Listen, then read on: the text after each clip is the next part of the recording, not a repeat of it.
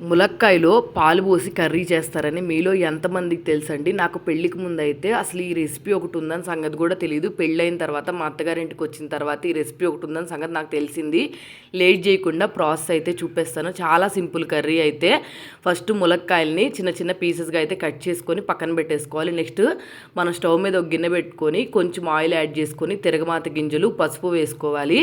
Next ఈ రెండు fry అయిపోయిన తర్వాత 2 కప్పుల ఆనియన్స్ అయితే కట్ చేసుకొని వేసుకోవాలండి. ఎందుకంటే ఆనియన్స్ ఎక్కువగా ఉంటే కర్రీ బాగుంటుంది.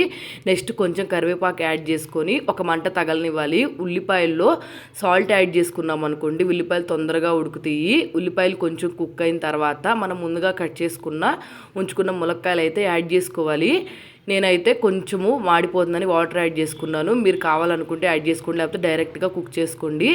నెక్స్ట్ ఇది 90% కుక్ అయిన తర్వాత ఒక 1/2 టేబుల్ స్పూన్ ధనియాల పొడి, ఒక 1/2 టేబుల్ స్పూన్ వేయించిన జీలకర్ర పొడి, అలాగే మన టేస్ట్కి సరిపడినంత కారం యాడ్ చేసుకొని పూర్తిగా కర్రీని అయితే కుక్ చేసుకోవాలి. కర్రీ మొత్తం కుక్ అయిపోయిన తర్వాత స్టవ్ ఆఫ్ చేసేసుకొని పాలు అయితే ఒక 1/2 కప్ పోసుకోవాలి. పొయ్యి మీద ఉంచుకొని అంతే పోసుకున్నామంటే పాలు ఇరిగిపోతాయి.